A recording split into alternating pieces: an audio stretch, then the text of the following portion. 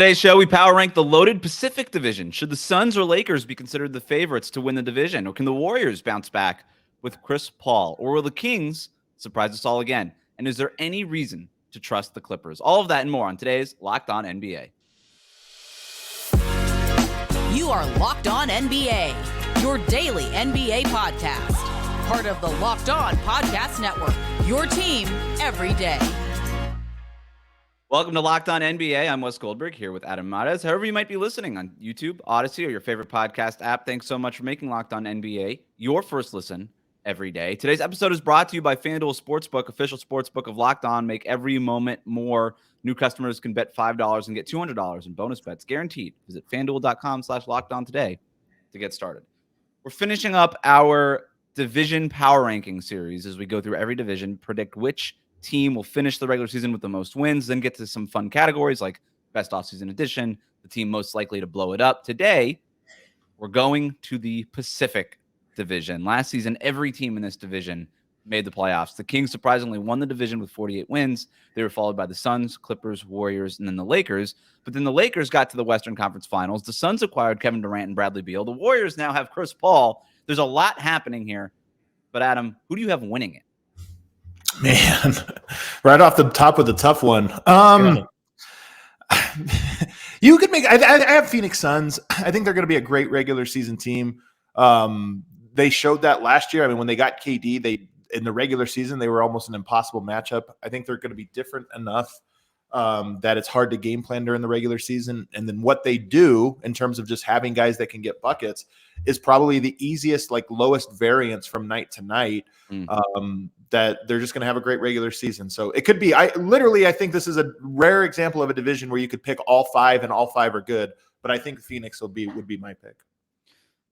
There's one team that I would never select to win this division that I would be shocked, but we will put a pin in that. That's a tease. You're probably right. You're probably right. But I've got Phoenix winning this too. They've got Bradley Beal. They traded Chris Paul for Beal. They're going to start Beal, I guess, at point guard. They've got Devin Booker. Josh Okogie probably slots in as your fifth starter alongside Kevin Durant and DeAndre Ayton. There's some Ayton buzz. Are they going to trade him? Are they not? It looks like Frank Vogel, the new head coach there, is going to try to get the most out of DeAndre Ayton. We've seen Vogel get stuff like great seasons out of centers in the past. They added Eric Gordon, who might be one of the guys in the closing lineups. They add Yuta Watanabe. They add Keita Bates-Diop. There's guys that Bol. So there's a lot of guys here that are interesting that I like, but you hit the nail on the head, I thought. Every night, they're just going to have so many dudes that could just score. Between Beal, Booker, and Durant, and even Ayton. Like, those are all guys that could put up 20 points, 30 points on any given night. And you looked at what kind of happened with them after the Durant trade last year, and people are wondering, okay, like without Chris Paul, they don't really have a table setter on offense, no true point guard. I don't think they need one. They didn't really use Chris Paul as a true point guard after they made all these trades for Durant midseason last year. And Chris Paul just kind of ended up standing in the corner where teams just sort of left him open because they know he doesn't want to shoot that, right? He wants to get the ball and then kind of go back to the top of the floor and run some more pick and roll.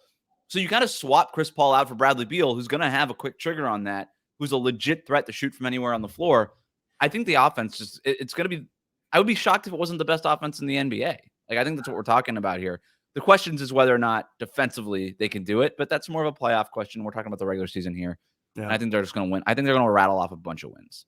Yeah, I think so for sure as well. And they'll be interesting. A new coach, a new style coach that might be defensive minded, bring some of that they desperately needed. There are going to be questions along the way, just including their depth and, how does everybody work? We have not seen a big three where all three guys eat in equal measure. That's never really happened. So who is the guy that doesn't eat here? But do you think they need a real point guard? What do you think about this Brad Beal, Devin Booker backcourt for them?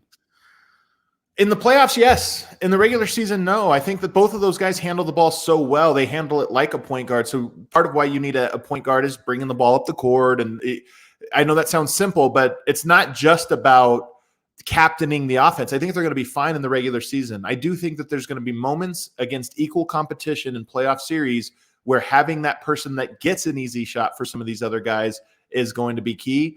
But in the regular season, I just don't think it's going to it's going to affect them a whole lot. Even in tight games in fourth quarters, I just don't think that's going to affect them. It's more a point guard really strategically in the postseason. I think that's where their real value shows, but regular season, no. Yeah, I'm not that concerned about it. If you don't have an elite point guard at either, the shooting wise or maybe even an elite defender at his position, I don't know that you really need one. Between Beal and Booker, you're right. I think there's enough playmaking there. Kevin Durant can obviously run pick and roll and do stuff for you too. And they didn't really use Chris Paul when they had him last year. They basically just ran the offense through Devin Booker and Kevin Durant anyway, even though they had one of the best captain point guards in the NBA. So we'll see.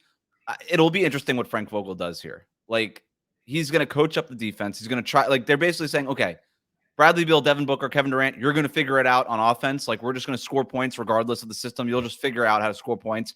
And then Frank Vogel, you'll figure it out defensively. It'll be interesting to see if those two things marry at the level that they need it to marry at for them to win a championship, which is obviously the goal here. So let's move off of the Suns here. This is where I think we're going to start disagreeing. I think we disagree right away. Who do you have finishing second?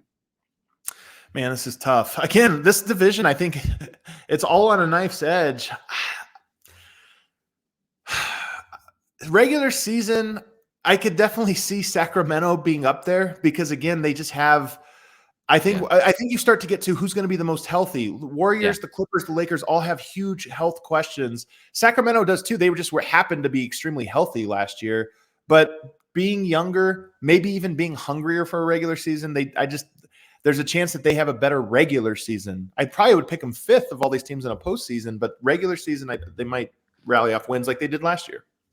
They were super healthy last year, and who knows what happens.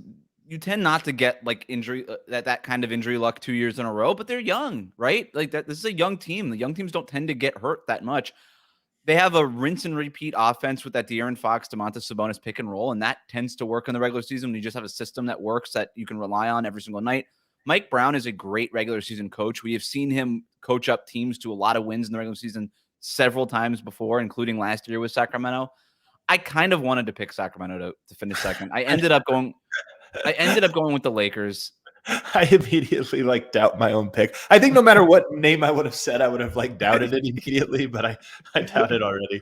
I went with the Lakers, and I doubt it too because you're right. Like LeBron and AD, if they're out for 20 games, then boom, they win 44 games instead of 48 games, and they're fifth in the division instead of second or whatever it might be. But I think they're deep. I like what they did in the offseason. They brought in Gabe Vincent. You bring in Taurean Prince. You add Christian Wood, Jackson Hayes.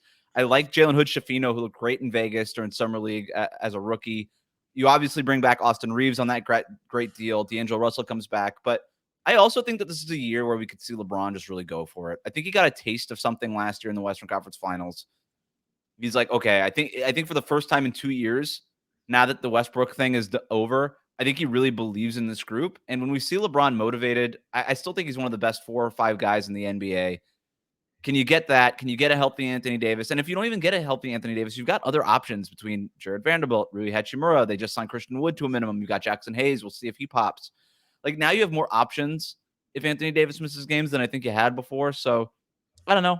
I guess I'm just going to take you can make an argument against all these teams and you can make an argument for all of them. I'm going to just take a swing and I'm going to say, you know what? Maybe they're healthy this year and they win 50 games and they finish second in this division. I mean, for me, and look, I'm guilty of this. I've been doing this just like everyone else has been doing this for the last 3 or 4 years, where you keep wondering where's the end for LeBron. And while it's very clear he is no longer the player that he once was, the most dominant force of the last 25 years, he's not that guy anymore, but he still put up 29, 8, and 7 last year. Still was incredible in the playoffs. I think guarded Jokic as well as anyone. But I do look at it and go, the decline is obviously here. And there is always that year where it's just like, oh yeah, now it's over. We didn't realize it, but here it is, whether it's injury or whether it's just like, oh man, that guy's starting to look old. And I predicted this 3 years in a row, so take this all with a grain of salt. But I do think that this might be the year where you get to January and he's just looking at it going like, man, I got 5 more months of this. This is exhausting. I don't have it in the tank. This could be the year. And then he takes a little mini retirement in the middle of the season. But to your point, maybe that comes at the sacrifice of some regular season wins, and they're not second. I have no idea, man. I don't know. This division is impossible. The Warriors, to me, might be the toughest team to figure out here. Is Chris Paul going to start for them? Is he going to come off the bench? What does this lineup look like? What do they do? is this a team that can kind of maybe be at the end of their rope too when it comes to age, the way that we're talking with LeBron? We're going to talk about that next here on Locked On NBA. Today's episode of Locked On NBA is brought to you by FanDuel Sportsbook. Get ready for the NFL season with incredible offers from FanDuel, America's #1 sportsbook. Right now, new customers can bet $5 and get $200 in bonus bets guaranteed. Plus, all customers who bet $5 are going to get $100 off of NFL Sunday Ticket from YouTube and YouTube TV. Now is the best time to join FanDuel. The app is easy to use. You can bet on everything from spreads to player props and more. So visit FanDuel.com/lockedon and get everything you need for the NFL season with an offer that you're not going to want to miss. FanDuel, official sportsbook partner of the NFL.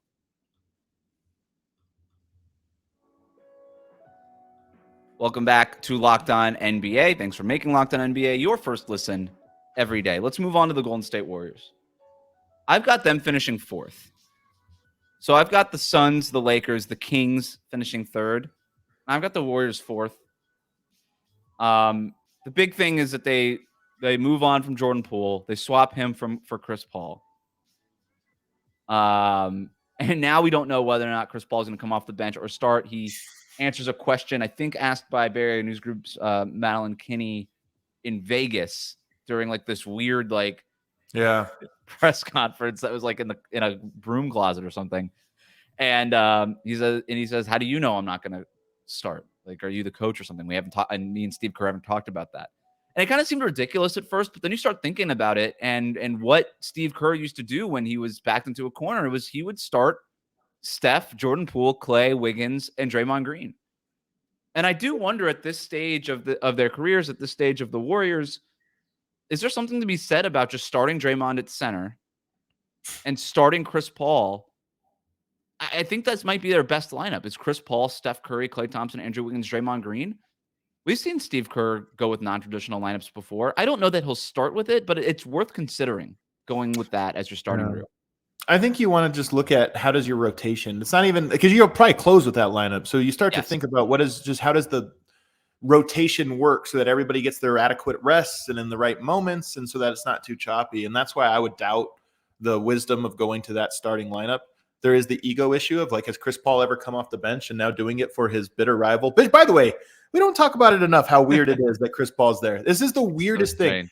Chris Paul, Steph Curry, those are rivals. The two best point guards of an entire era, hated, matched up against each other several times in a postseason. It was always chippy. And for them to be teamed up, it is really weird. And we kind of just, in this player where everybody's kind of trading teams a bunch, we almost like just blink and are like, oh, okay, yeah, that happened. This is weird, man. This is really weird. I still have so many friends of mine who are Warriors fans from my days in the Bay Area. And like, it's still weird for Warriors fans. Usually if you're a fan, you just like, I hate this guy. And then he's on your team and he's like, I love this guy. Like that's how fans work. But even there, like, it's so deep seated. They're like, I don't even know if I'm rooting for this guy on the Warriors. They're so conflicted. It is so, I'm glad you bring that up because we lose like those even player to player rivalries because everybody's friends in today's NBA too. Not even just like trading teams and playing with each other. Everybody's just friends, even if you don't play with each other ever.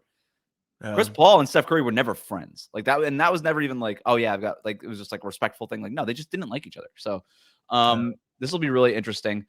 I would probably lean towards, I don't know, man. Like Steve Kerr is also like, he's hip to the player's ego, man. Like he's willing to take care of that if it means he thinks he'll get the most out of them. And the other guy, like if it's between basically Chris Paul and Kevon Looney has no ego, right? He'll come off the bench. You don't care. Like he's yanked in and out of that starting lineup all the time.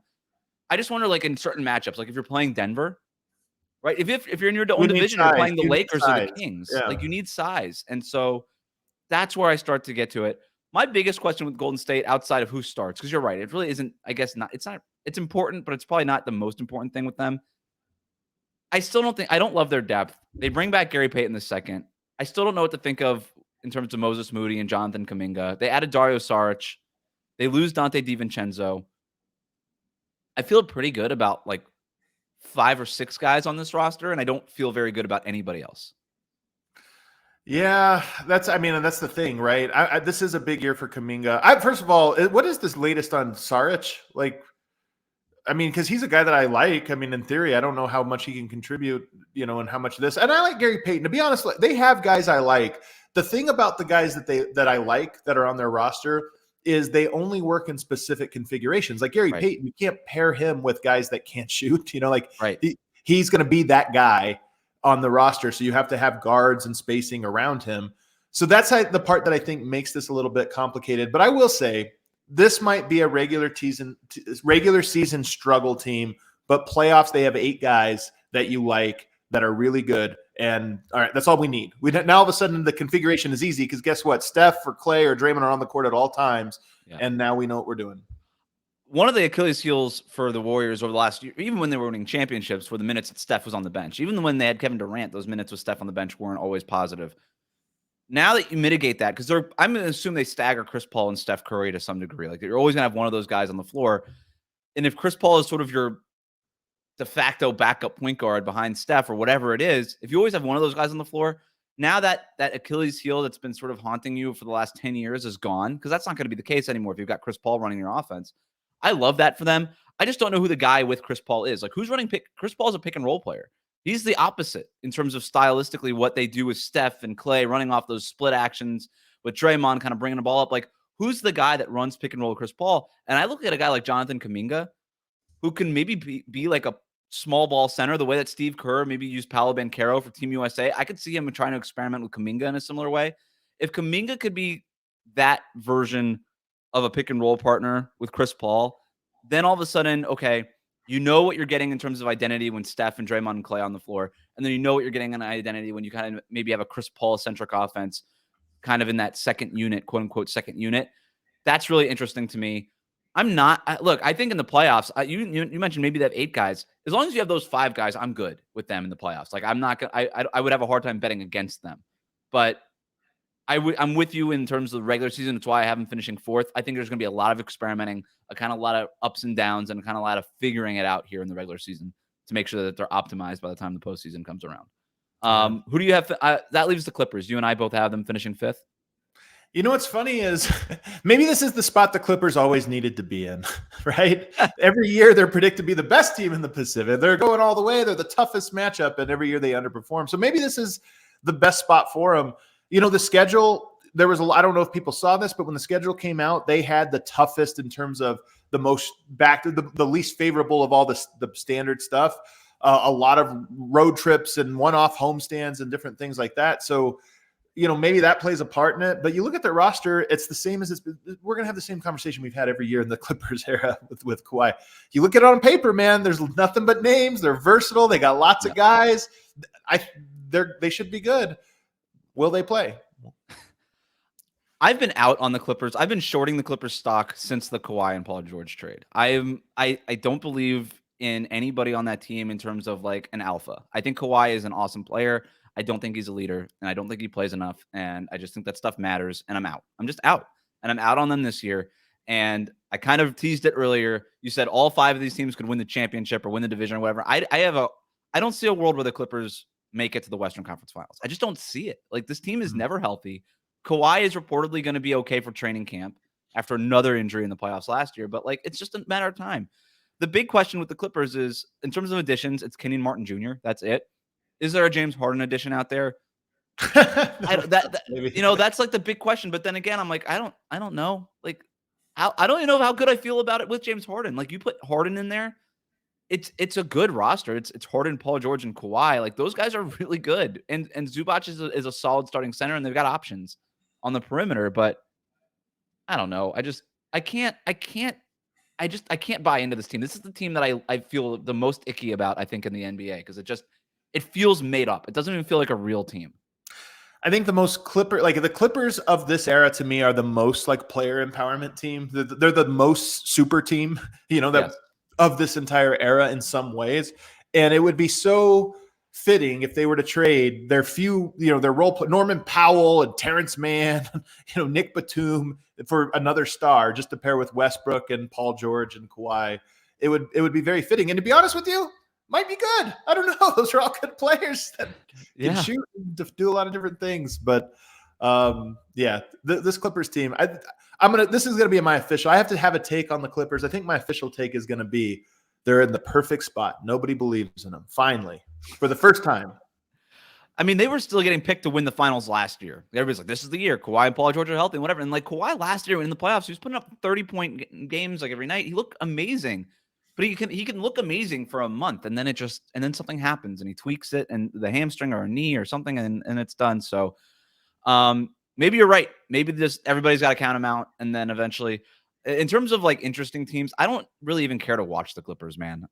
It's the same thing for 3 years. I'm just okay. I get it. Cool. You have Russell Westbrook now. Awesome. Like, wasn't a guy that I was necessarily tuning into in the first place anyway. Bones Highland, rooting for him though to have, he's such a dynamic player. I don't know if he's part of that team. He maybe is the first guy traded. And now that I think of it, he's from Delaware, right near Philadelphia. Ooh, Bones Highland for James Harden. You get Bones and Tyrese Maxey together, teams are confused which is which. They constantly getting mismatched. It could work. If I'm the Sixers and you're giving me like Norm Powell and Bones Highland, I would just take it for Harden. I mean, that's a good, I would do it. I would take it. Two players that play for you. That's pretty good. Yeah. All right. Coming up, which of these teams that we talked about is the most likely team to blow it up? We're going to talk about that next year on Locked On NBA.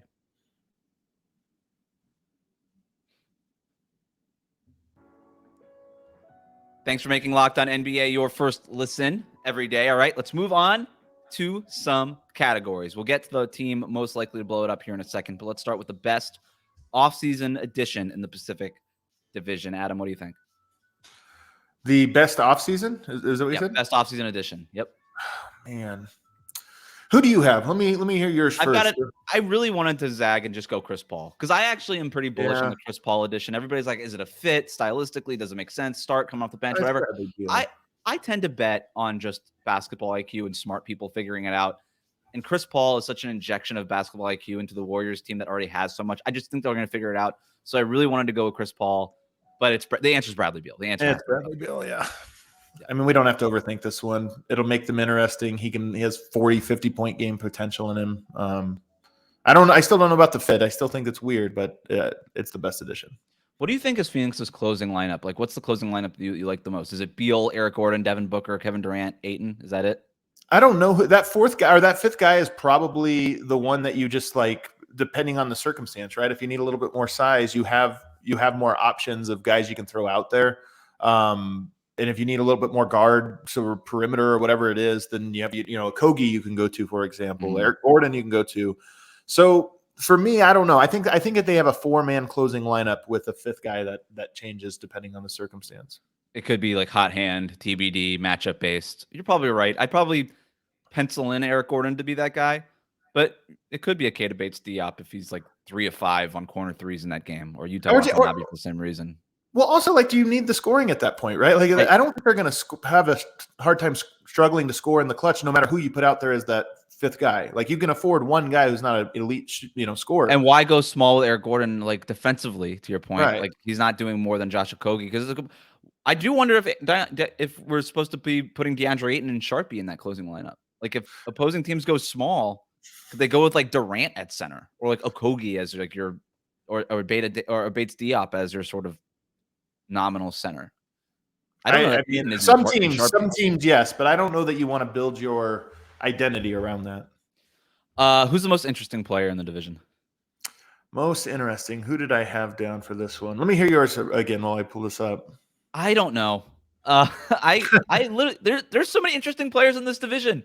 I've got written down LeBron, Kevin Durant, Steph, Kawhi. Like, they're all interesting. I'm gonna cross out Kawhi because to me the Clippers are just uninteresting until they prove to be interesting.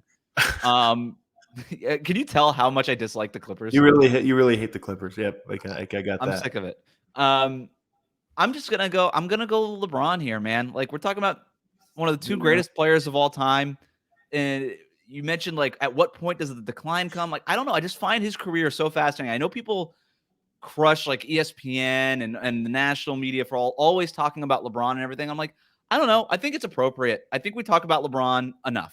He might be the greatest player of all time at a very important part of his career. Can he win another championship? Can he get another ring? Like, all this stuff is fascinating, not just on a level of when we're talking about this season, but we're talking about the context of the history of this league. everything LeBron does is interesting. And so I've got Yeah. LeBron, but you can also make the same argument for Kevin Durant. Like, Well, does it finally happen for him in Phoenix? Right? Like, I think all of this is very fascinating. You went a different direction with this. I mean, those guys are obviously more interesting. You know, all the stars are more interesting just inherently. But for, like, in the spirit of the question, to me, I'm thinking about players that have the most interesting outcomes that impact their teams the most. I think I'm going to go with Jonathan Kuminga on this one because, as we were just talking about, I think with this Warriors roster, health aside and age aside, you know what you get from Chris Paul, Steph Curry, Klay Thompson, Andrew Wiggins, Draymond Green. Like, you just know what you're getting from those guys. I think you know what you're getting from Gary Payton. You know, he's limited in a certain way. And Kevon Looney, you know exactly. Yep. So you have 7 guys right there. Playoffs, you need 8. And you really have Gary Payton the guard, Kevon Looney the center. So you need somebody on the wing.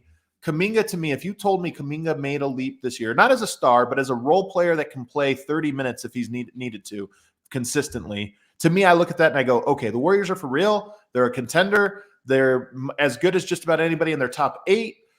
I'm all in. But if he's not, if he's sort of the same guy that we've seen, inconsistent and maybe even a liability in like a playoffs, then I look at him and I go, I just think they're too thin and it's going to be nightmare matchups for them against certain teams. So he's a swing guy for the Warriors. He is the biggest maybe X factor in the entire division, right? And so it's a great answer.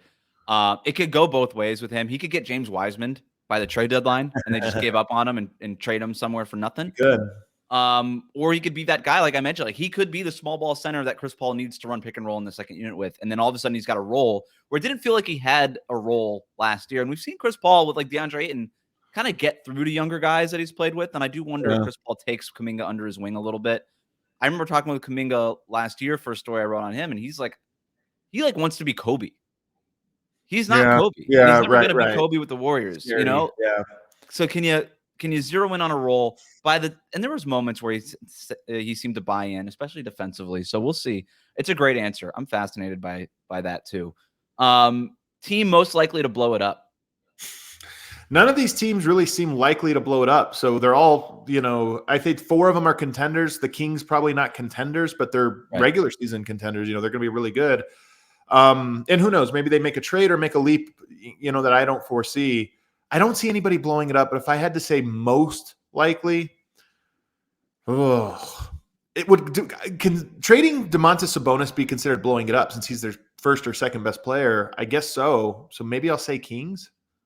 Why would they trade Sabonis? They just signed him to an extension, didn't they? Yeah. Yeah, I guess you have to wait for forever too then.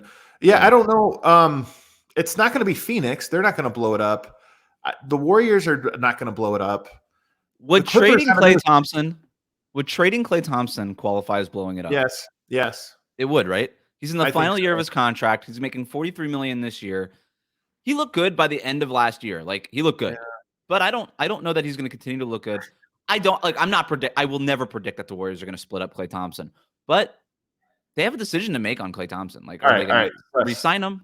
Like, what are they going to do? You don't have to believe in the basketball gods to think that taking on Chris Paul and trading Klay Thompson would be bad juju. It would just be, I don't know that there's a world where that is a smart thing to do to the universe. It cleans up their rotation. You start Chris Paul, Steph, Wiggins, Draymond, and Looney. I please do not come after me, Warriors fans, Warriors friends. I'm just kidding, but I was just asking the question. Just something's got to give with Klay. The decision has to be made. The answer to this question is the Clippers, right? Kawhi and Paul George are both up for extensions. They've yet to sign them. We'll see if they do. I shy away from predicting that they're going to trade one of them, but this kind of feels like it. If it doesn't work this year, like, what are you really going to do? The problem is that they have the new arena opening up next season. And are you going to blow this thing up and be rebuilding into a new arena? No. You can't do that, right? And so, but I do think that, like, there's a world, if we're talking about most likely, in the spirit of the question, the most likely outcome here is that the Clippers are just so over it. And then they just say, you know what? Maybe we can actually get something for Kawhi and Paul George that doesn't indicate a full rebuild and we could still be competitive because we're only winning like 44 games a year anyway. Can we trade these guys and get healthy players who are not as good as them at their peaks, but at least play more and we could still win that amount of games while we open up the new arena? And if I'm a Clippers fan, I don't want to really root for Kawhi and Paul George in the new arena. I'm kind of over it. The headline is Wes hates the Clippers. To this It really podcast. is, man. Go after West. I'm over here not saying anything. Come at me, Clippers fans. Come at me. Who did you go with? The Kings? I mean, man, every one of these to me, this is one of those ones where all these questions to me are like 20% evenly distributed for all teams. So, I could all of the above and none of the above. Yeah, I mean, honestly, it's none of them, but one of them is going to like have a disaster season and blow it up. And I don't know if they're all equally possible of that. I'd say Phoenix least likely to blow it up just because it's new. They're so like pot committed too. It's like, yeah, they're pot committed, so they're not going to blow it up. But all these other teams, and again, Sacramento, I don't think would blow it up into like go into rebuild mode. But right. Their team is Fox and Sabonis, and I could just see a world where they were like, okay, it's not that anymore. It's Fox and something. It's all these players, but we traded Sabonis or we traded just a major piece, but it still feels like the same team. I could see that. They brought back Harrison Barnes. They brought back everybody. I don't know. They seem to like it there. Thanks for making Locked On NBA your first listen every day. Everydayers, make sure that you're subscribed on YouTube, Odyssey, and your favorite podcast app. The show's going to be back on Monday with the biggest stories from the NBA weekend. Until next Friday, you can find me over at Locked On Heat, and Adam is over at Locked On Nuggets. In the meantime, have a great weekend.